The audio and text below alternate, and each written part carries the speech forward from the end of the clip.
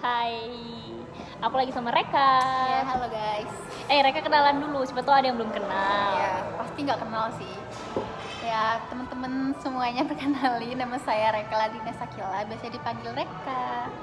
Reka alumni mana? Alumni uh, S1 Keperawatan UMKT. Nah, berarti lulusnya kapan kemarin ya? Barusan ya? Barusan banget September bulan kemarin. Selamat, Reka adalah Alhamdulillah. mahasiswa apa Rek? Juara berapa Rek kamu Rek? Juara 2. Itu kayak apa sih? Apa modelnya? Coba ceritain dulu, apa itu? Oh, yang baru lulus kemarin tuh. Hmm. Ya, intinya tuh terbaik kedua di prodi. Jadi masing-masing prodi tuh dipilih terbaik 1, 2, 3 dan mereka alhamdulillah yang kedua. Oh, tapi kalau di universitas ada nggak kayak gitu urutan universitas? Universitas nggak ada diurutin sih, jadi per prodi gitu. Nggak tahu ya kalau di universitas. Selamat Reka. Selamat juga loh buat Kak Hana, kan Ih, orang udah lama. baru-baru baca kok. Iya, oke.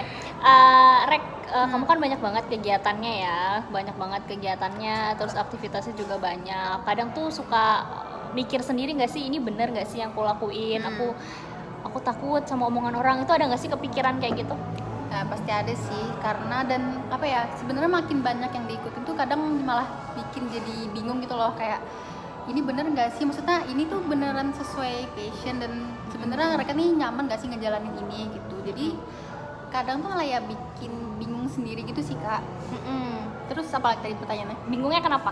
Bingungnya kayak kan kita misalnya kan kayak misal ikut ya kayak organisasi atau komunitas itu kan ibaratnya kita capek dan kita kan nggak dibayar gitu kan, maksudnya kadang tuh ada di titik kayak capek-capek kayak gini tuh apa sih yang didapetin. Jadi mereka tuh lebih milih lebih kayak selektif lagi, maksudnya ketika mereka ikut ini apa sih yang mereka bisa bukan dapetin dalam bentuk maksudnya uang ya, bukan, maksudnya pelajaran apa sih yang mereka bisa dapat yang mungkin yang memang mereka sekiranya itu ya suka gitu sih Kak. Oke, jadi mengurangin maksudnya pikiran berlebih atau overthinking dengan cara selektif memilih kegiatan ya? Iya itu sih salah satunya. Tapi kamu juga sering meragukan apa yang sudah kamu pilih?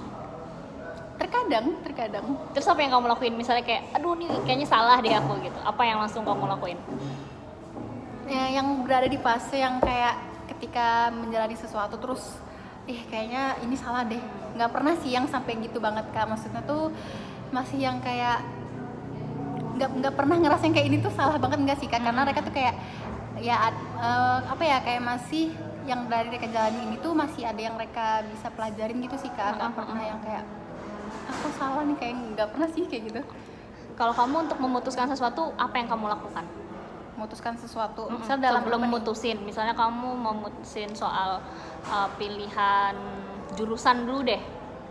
Apa yang kamu kepikirkan gitu? Nah, kalau jurusan sih kan keperawatan kan, dan sebenarnya mereka dari SMK itu memang jurusan SMK di jurusan keperawatan.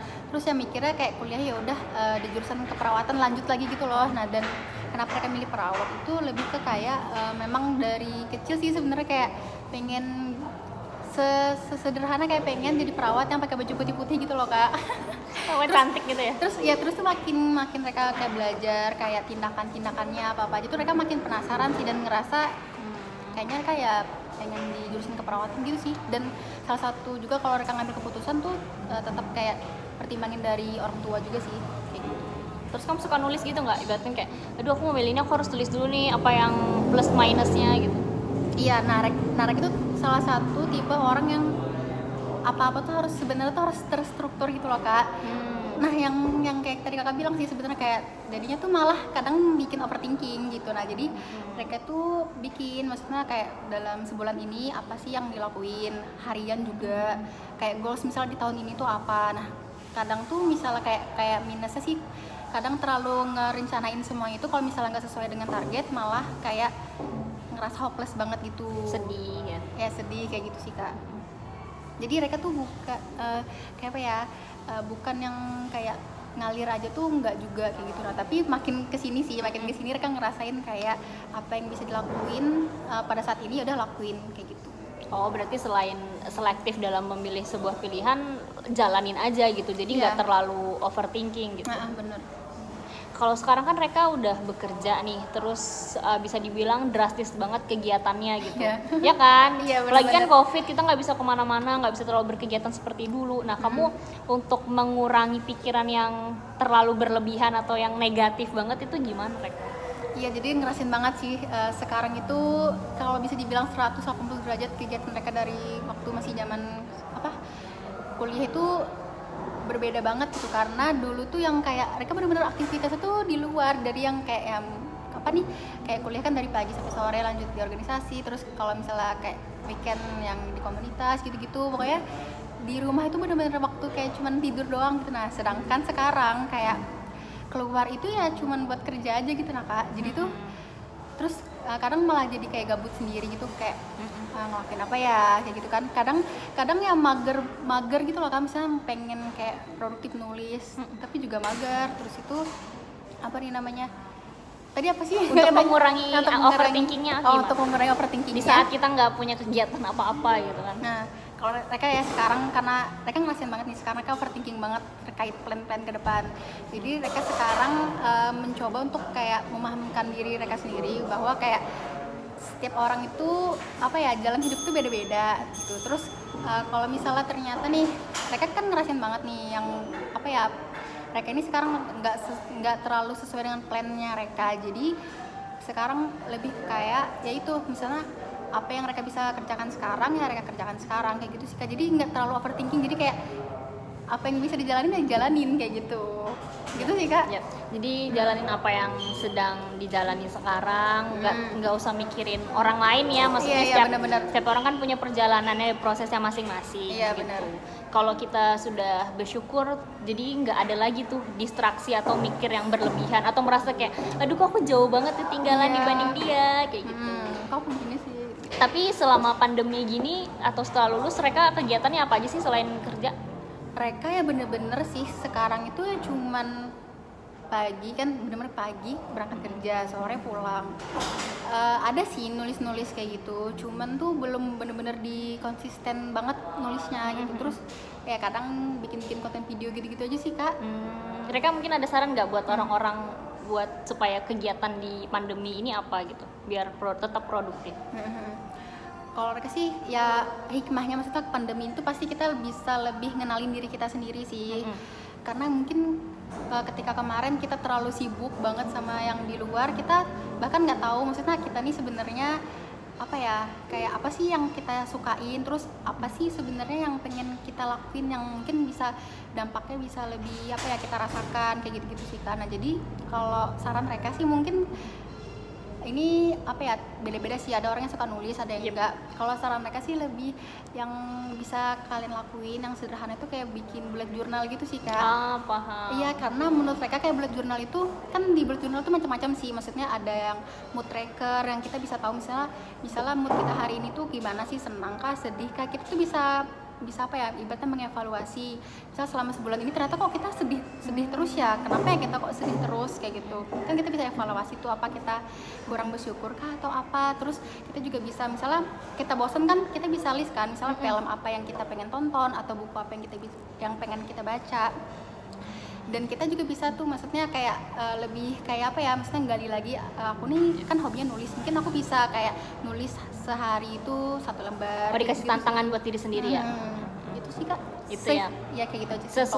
Sukanya apa ya dilakuin aja gitu. Tadi Lebih kan mengenali diri sendiri sih waktunya. kenalin diri sendiri, terus kalau misalnya suka silahkan nulis gitu kan. Nah, mungkin mereka ada pesan terakhir nggak nih? Karena kan kita nih umur-umur yang lagi krisis banget. Misalnya orang sering sebut life quarter crisis, terus juga banyak overthinking, insecure juga makin parah. Apalagi pandemi ini di rumah kayak gabut banget, jadi kepikiran tuh kayak negatif terus. Nah, mungkin mereka ada pesan atau sesuatu yang buat teman-teman bisa, ayo bareng-bareng semangat gitu. Ya ini berdasarkan pengalaman mereka aja sih, kayak kita tuh nggak bisa pungkirin itu, kita tuh pasti insecure.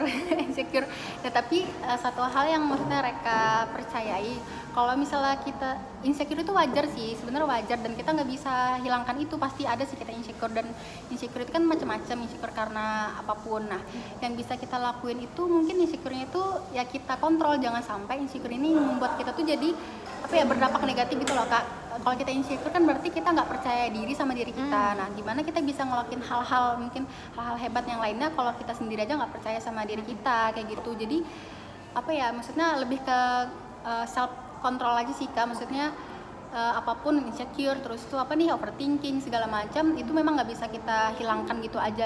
Yang bisa kita lakuin ya dikontrol aja kayak gitu.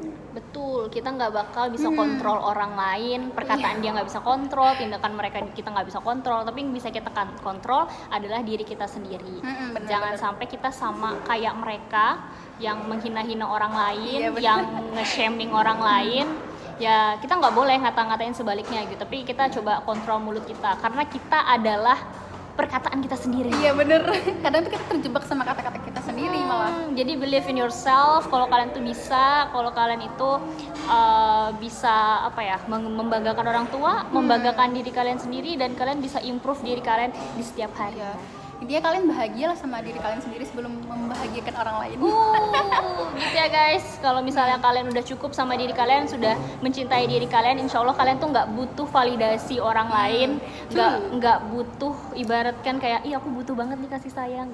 Nggak gitu, karena kalian udah cukup sama diri kalian sendiri. Nanti kalau misalnya ada orang, ya udah cuma untuk melengkapi kalian, bukan untuk memberikan kebahagiaan. Iya, Jadi betul. jangan sampai menggantungkan kebahagiaan itu terhadap orang lain gitu, karena bukan tanggung jawab mereka membahagiakan kita, tapi tanggung jawab diri kita sendiri untuk membuat kita bahagia gitu. Makasih Reka, makasih semua yang udah Sama-sama, Kak Hana. nonton. Bye bye, semangat guys.